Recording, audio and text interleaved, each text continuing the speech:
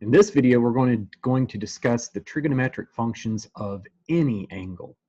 Now, you'll see in the objectives here, the first thing we're going to do is we're going to use the definitions of trigonometric functions of any angle. That's going to allow us to evaluate all 6 trig functions regardless of what quadrant the angle is in. Use the signs of trigonometric functions. We'll be finding reference angles, and then use reference angles to evaluate trigonometric functions. So first of all, what I referred to as the definitions of trigonometric functions of any angle. What we are supposed to know, and this goes back to the unit circle, is that since the y value is since the sine is the y value on the unit circle, you say, well, why is it the y value? Well, because sine is defined to be the opposite side of a triangle over the hypotenuse. Well, we know the hypotenuse of any triangle within a unit circle is 1. So the sine just simplifies to just be y whenever you're inside of a unit circle. But what if that hypotenuse is not 1? Well, then the sine is simply just the opposite over the hypotenuse, and you get y over r. It's the vertical side divided by the hypotenuse.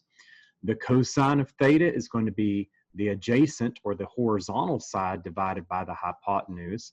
And now once we get the sine and cosine, it's pretty easy to get to the rest of our trig functions. We remember tangent is just sine over cosine. In this case, it's going to be y over x, opposite over adjacent. Then we can say the cosecant, it's just the reciprocal of sine, so it's the hypotenuse over y. Our secant's the reciprocal of cosine, so it's the hypotenuse over the horizontal component, or x. And then the cotangent, instead of the tangent where it's opposite over adjacent, the cotangent is adjacent over opposite, or the horizontal side divided by the vertical side. Now, these definitions for the trigonometric functions of any angle are going to enable us to tell us what all of these 6 trig functions are in any quadrant, as long as we remember whenever you draw a triangle in a specific quadrant, if it's moving to the left for the horizontal, it has to be a negative. If it's moving down for the vertical, it has to be a negative. So in these triangles, can a side of a triangle be a negative? Absolutely, because it's referring to its horizontal placement within the XY coordinate plane. Now, for example here, if I ask you to evaluate the 6 trigonometric functions at a point P that's located at 1, -3. Okay, the easiest way to do that is to go ahead and plot out that point on an XY coordinate plane. So x equals 1, y equals 3, your point would be right here. Now, if you construct a triangle to that point, as I have done, please remember, these triangles should always be drawn, no matter where the point is in any quadrant. The triangles should be drawn with that point vertical line to the x-axis. Please do not draw the vertical line to the y-axis. That would be an incorrect triangle. Draw that vertical line to the x-axis and then say, okay, here's my x component, here's my y component. This is going to be my reference triangle for all 6 trig functions, where the angle between the x-axis and your hypotenuse is going to be your angle theta. So now I can say, well, for this reference angle theta to this obtuse angle theta, so the inside is going to be a reference to the obtuse angle theta if I enable sides of the triangle to be negative if they move down or to the left. Well, clearly, the y value is moving down here. It's going to be negative. And we know, hey, it's a -3. The x value is +1. So now whenever you go into this triangle and you say, well, opposite over adjacent, the vertical over the horizontal, that's going to be the tangent in this case. We can see that the tangent's going to be -3/1. Well, on this page, I'm asking about the sine and the cosine. You can just say, well, all right, in order to find that, I'd have to find the hypotenuse. That's what I've done right here with the r value. The hypotenuse is going to be the square root of the horizontal and vertical components squared sum. So you say, well, that's the square root of 1 squared plus -3 squared. 1 plus 9 is 10. I know that my hypotenuse here is the square root of 10. So the sine is going to be the opposite over the hypotenuse. And we can see that that's going to be -3 over the root of 10. If you rationalize that, you'll get -3 on the root of 10 over 10. Your cosine is going to be 1 over the root of 10, which again, if you rationalize, would become the root of 10 over 10. Now for our other 6 functions, or our others of the 6 functions, I already mentioned the tangent is just opposite over adjacent. It's going to be -3 over 1. Thus, the cotangent's the reciprocal of that, -1/3. Now, the cosecant is nothing more than the reciprocal of the sine. We know sine is the ratio of opposite over hypotenuse. That was -3 over the root of 10. So the cosecant's just going to be the hypotenuse over the opposite. And I could say, well, that's going to be the root of 10 over -3, or -10 over the root of 3. I know that my secant's the reciprocal of the cosine. The cosine was +1 over the root of 10. So this is the root of 10 over +1. I get that root of 10 answer. Nice. So we get all 6 trig functions pretty straightforward with just having this one point in the plane. Again, please remember, as you draw your reference triangle in there to represent this obtuse angle theta, any side that's moving to the left, which there wasn't one in this case, or any side moving down must be considered negative. So please don't think, well, hey, it's a side of a triangle, it has to be +3. No, it's moving down, and that has to represent the placement in this plane for our 6 trig figures, so it has to be negative. Now, for number 2 here, I'm asking you to look at trigonometric functions of quadrantal angles. So you say, well, okay, that should be pretty easy. We know that at each quadrantal angle, at an angle of 0, you know the cosine is 1, the sine is 0. If it were at pi/2, your cosine is 1 and your sine is 0. If it were at pi, your cosine's -1, your sine is 0. If it's down at 3pi/2, you know that your cosine is 0 and your sine is -1. Then back around to 2pi, same thing as 0, where your cosine is 1 and your sine is 0. So as we think about that and how it impacts the other ones, we know that the other functions are going to be undefined whenever the denominator is 0. So those quadrantal angles, they don't cause any problems for sine or cosine, but for our tangent, cotangent, secant, and cosecant, each of those are going to be undefined at 2 of those values. Now let's talk about that.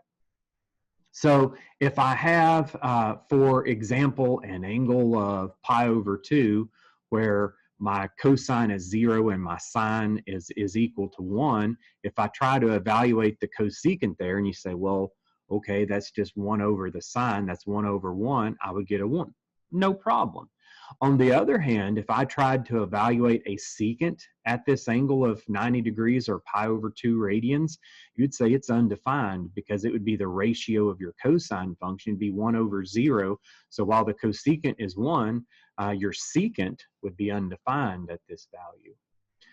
Now, if I'm talking about at an angle of pi radians where your cosine is -1, please notice your cosecant in this case, it would be undefined because you'd say, well, while the cosine's -1, the secant's the reciprocal of that. It would be 1 over it. It would also be -1. But the cosecant is the reciprocal of sine. And I'd say, well, but the sine here is 0. And I could say, well, 1 divided by 0 is going to be undefined. Your cosecant's undefined. And at pi, anything with a sine in the denominator is going to equal 0. So yes, your cosecant is 0, but also your cotangent would be, your cosecant is undefined. Your cotangent would also be undefined because cotangent is equal to cosine over sine, which in this case, again, undefined. If I'm looking straight down at 3pi/2, we know our cosine function is 0 at 3pi/2. Well, what about the cosecant? You'd say, well, cosecant's not the reciprocal of cosine, it's the reciprocal of sine. So we're fine here because I can say, well, my sine function is -1, the reciprocal of -1, still -1. So the cosecant would be defined at 3pi/2. But again, if I changed up that question and said, well, what about the secant at 3pi/2? You'd say undefined because the secant's the reciprocal of the cosine. cannot take the reciprocal of 0 since 1 over 0 is undefined. Now, as far as our trigonometric functions in our quadrants, what I'd like you to remember is that every one of the 6 trigonometric functions are always positive in quadrant 1. So if you have an acute angle, every single one of your values are positive. And you can see that because if you drew any triangle in quadrant 1, both the horizontal and vertical components are positive.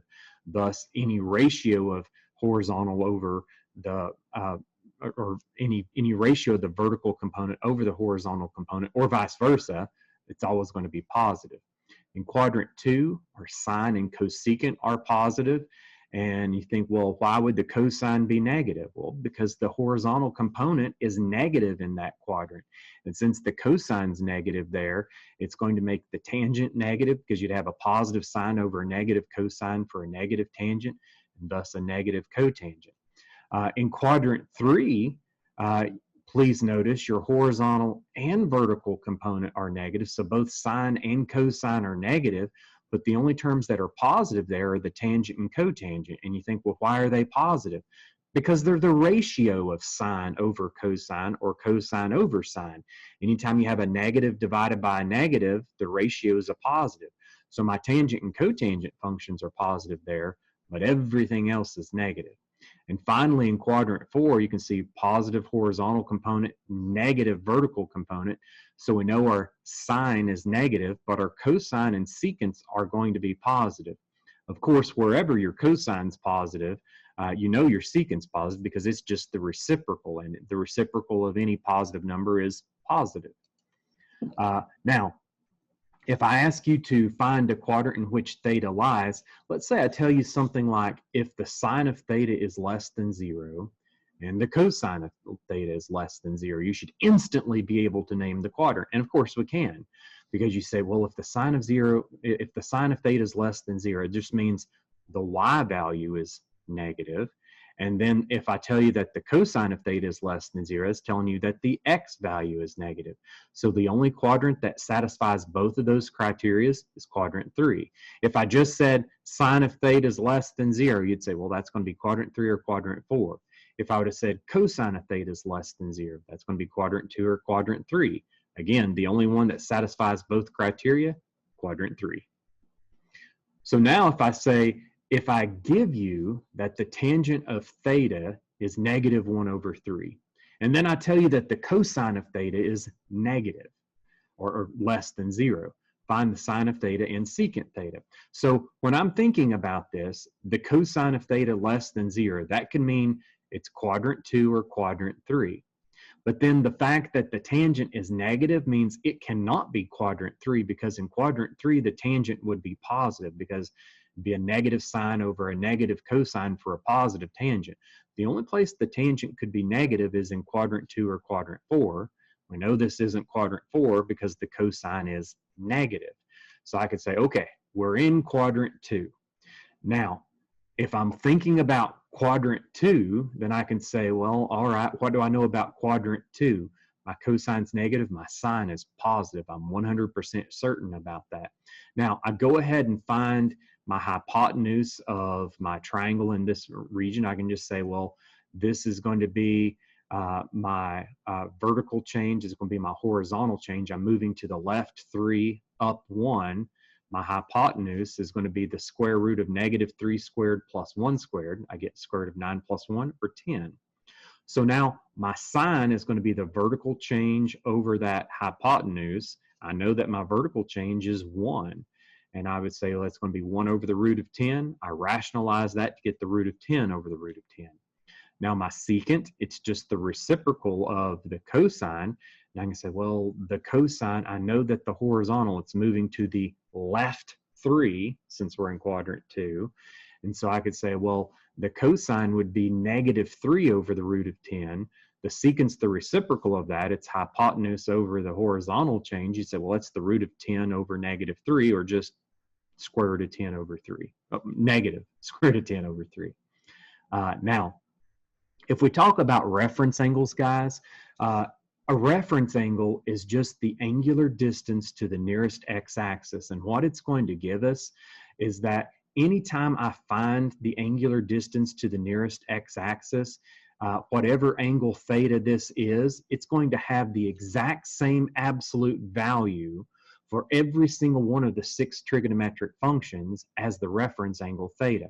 So if I say, well, I don't know anything about, let's say, this particular value of theta right here. Well, if I can find its reference angle, the acute angle in quadrant 1, it has the same absolute value of all 6 trigonometric functions, then I can find out information about theta.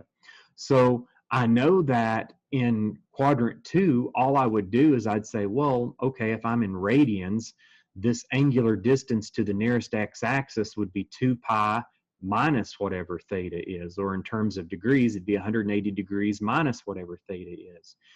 If I'm in quadrant 3, the reference angle to an obtuse angle theta in quadrant 3, you'd just say, well, it's going to be whatever the angle is, theta, minus 180 degrees or minus pi radians.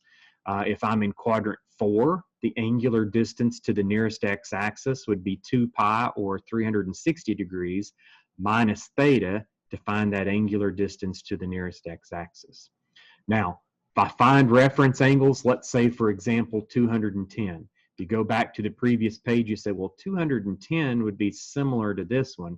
210 would put me down here in quadrant 3. So to find the corresponding reference angle, you just say, well, 210 minus 180, the reference angle is 30 degrees. Now, what I know is that the sine, the cosine, the tangent, and all the 6 trig functions of 30 and of 210, they're going to be the exact same absolute value.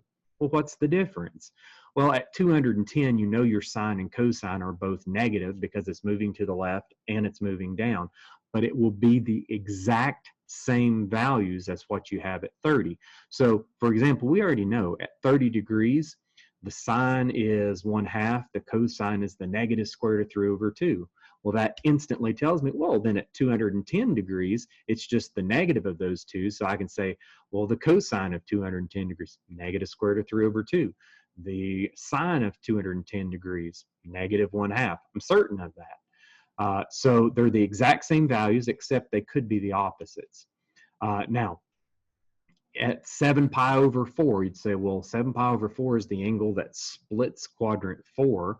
What's the reference angle to that? Well, you'd say it's 2 pi minus 7 pi over 4.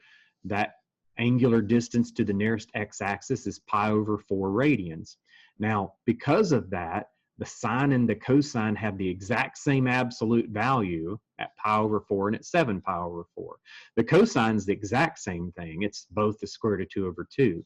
We know the sine of pi over 4 is also the square root of 2 over 2. At 7 pi over 4, it's the negative square root of 2 over 2. And we simply just say, well, that's just because it's moving down and the y value's negative in quadrant 4. At negative 240 degrees, if I want to find the angular distance to the nearest x-axis, I could say, well, I know 240 degrees is coterminal to 120 degrees. That's the only reason I found, or I did the plus 360. I can say those two have the exact same ending point on the unit circle, whether I rotate around 240 degrees in a negative fashion or 120 degrees in a positive. It's the exact same angle on the unit circle. Now I can say, well, all right, what do I know about 120 degrees? I know it's in quadrant 2.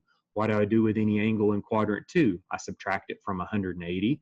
So then I could say, well, it's 180 degrees minus my value of theta, which is 120, equivalent, and I can get a 60-degree reference angle. Now, if you would prefer to sketch these out and see that the nearest distance to the x-axis is an angle of 60 degrees, you could do that too. There's a bunch of ways to find these reference angles. What if I give you a radian angle of 3.6 radians? Kind of have to use some good thought on this. And the good thought I would do is if you say, well, I know 180 degrees or pi radians. Pi radians is 3.141592 radians. If I go to 3 pi over 2, that's going to take me down to over 4.7 radians. So I know 3.6 is an angle in quadrant 3. Any angle in quadrant 3, I just subtract pi from it to find the reference angle. So I can say, well, that's going to be 3.6 minus pi, which I very much approximated to 3.14 there. And I got it's approximately 0.46 radians. So I can say, yes, 0.46 radians is the reference angle in quadrant 1 that should correspond to this value of 3.6 in quadrant 3. The sines and the cosines will have all the same values, except they'll be opposite signs. Now, if I find reference angles again, well, what if I give you angles that go more than one revolution? No big deal.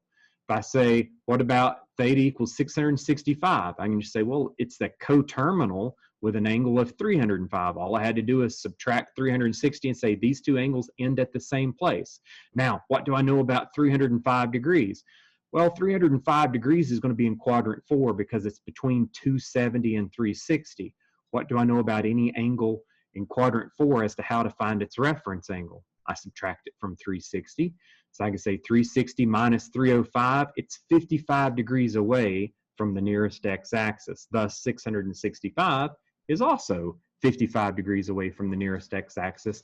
It has a reference angle of 55. Now, you could also always check yourself on these. You could say, well, if this is true, I should be able to take the sine and cosine of 55 degrees and the sine and cosine of 665 degrees, and I should get the exact same values except for potentially a positive negative sign out in front, but they will have the exact same absolute value. It's a good way to check your work on these problems. If I try to find the reference angle of 15 pi over 4, I can say, well, all right, find a coterminal angle to 15 pi over 4. I know 4 goes into 15 3 times with 3 left over, so this isn't quite 2 revolutions of the unit circle, but it's more than 1. So I get it back to the first revolution by subtracting 2 pi. That's the same thing as subtracting 8 pi over 4. And I can say, well, 15 pi over 4 is coterminal to 7 pi over 4. I know 7 pi over 4 is in quadrant 4. The way I find the reference angle to any angle in quadrant 4 is I subtract it from 2 pi. And I can see, it's pi over 4 radians away from the nearest x-axis. That would be its reference angle. What if I said negative 11 pi over 3? I can say, well, all right, that's negative 11 pi over 3. That's almost going 2 revolutions in a negative direction. So let's go ahead and add 2 revolutions. 4 pi is the same thing as 12 pi over 3.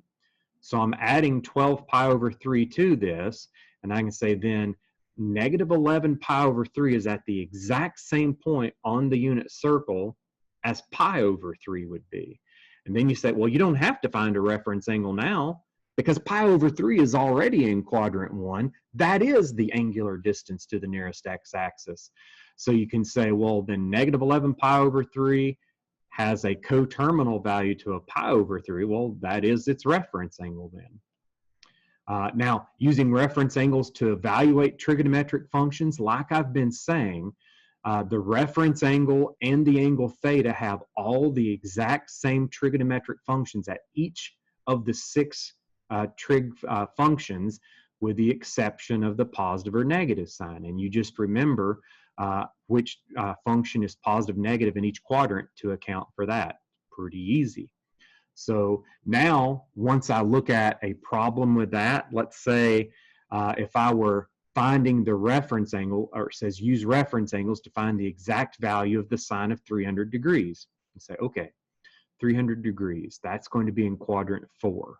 What do I do to find the reference angle for any angle in quadrant 4? I subtract the angle from 360 degrees. And I can say, well, at 300 degrees, there's going to be 60 degrees left before I make the complete rotation to the nearest x-axis. 360 minus 300, 60 degrees is its reference angle. Now, what do I know the sine at 60 degrees is? Well, the sine at 60 degrees is the positive square root of 3 over 2. So that's what I'm saying here. The sine of the reference angle we usually put as theta prime. So the sine of the reference angle is the sine of 60 degrees, which is the square root of 3 over 2. However, I know that at 300, the y value is not going up like it is at 60 degrees. It's going down at 300 degrees. So I say, well, the sine of 300 degrees, it's just the negative of the sine of 60 degrees. It's negative square root of 3 over 2. For example, what if I ask you to find the tangent of 5 pi over 4? First thing you do is realize 5 pi over 4 is in quadrant 3. It's pi over 4 radians beyond pi. And so you can say, well, that right there tells you the reference angle is pi over 4. It's a distance of pi over 4 radians from the nearest x-axis. We would show that by saying 5 pi over 4 minus 4 pi over 4. It's an angular distance of pi over 4 radians. Now, what do I know the tangent of the reference angle is? Well, the tangent at pi over 4, since the sine and cosine at pi over 4 are both the square root of 2 over 2, we know the tangent of pi over 4 is 1. Now, what do we know about the tangent of 5 pi over 4? I know it's either 1 or negative 1, and just a little bit of thought shows me, well, it's also positive 1. Why? Because in quadrant 3, you know that both your sine and cosine are negative, so the tangent is the ratio, a negative over a negative. It's also going to be a positive. So the tangent of 5 pi over 4 is the same thing as the tangent of pi over 4, which would be 1. Now, on the other hand, what if I would have done the tangent of 3 pi over 4 or the tangent of 7 pi over 4? Both of those values would be negative 1 because the ratio of the sine over the cosine is negative in quadrant 2 and quadrant 4. Now, what if I say, well, I want you to find the secant of negative pi over 6? So you'd say, well, all right, negative pi over 6, that's going to put you down in quadrant 4. And the angular distance to the nearest x-axis, clearly it's pi over 6 radians away from the nearest x-axis. You're just rotating pi over 6 radians downward. So I can say, well, the reference angle is pi over 6 radians. What's the secant of the reference angle? Well, the secant of the reference angle, theta prime, would be the secant of pi over 6. So I'm thinking at an angle of positive pi over 6, I know that my cosine is the square root of 3 over 2. So the secant's going to be the reciprocal of that. It'd be 2 over the square root of 3, which then rationalizes to 2 on the root of 3 over 3. So I can say, all right, that's the secant of pi over 6. What do we know about the secant of negative pi over 6? And you can just say, well, since both quadrant 1 and quadrant 4 have a positive horizontal component, has a positive cosine, it's going to have a positive secant. So the secant of negative pi over 6, it's the exact same thing as the secant of pi over 6, sine included. So you can just say, nah, it's also 2 on the root of 3 over 3. No problem. All right, that'll finish it for section 4.4. Please make sure you go through the homework in this section. Sometimes students struggle at the beginning, but once this starts to make sense, I really do think you'll think it becomes pretty easy, but it does take practice. Please let me know if you have any questions. I'll be glad to help.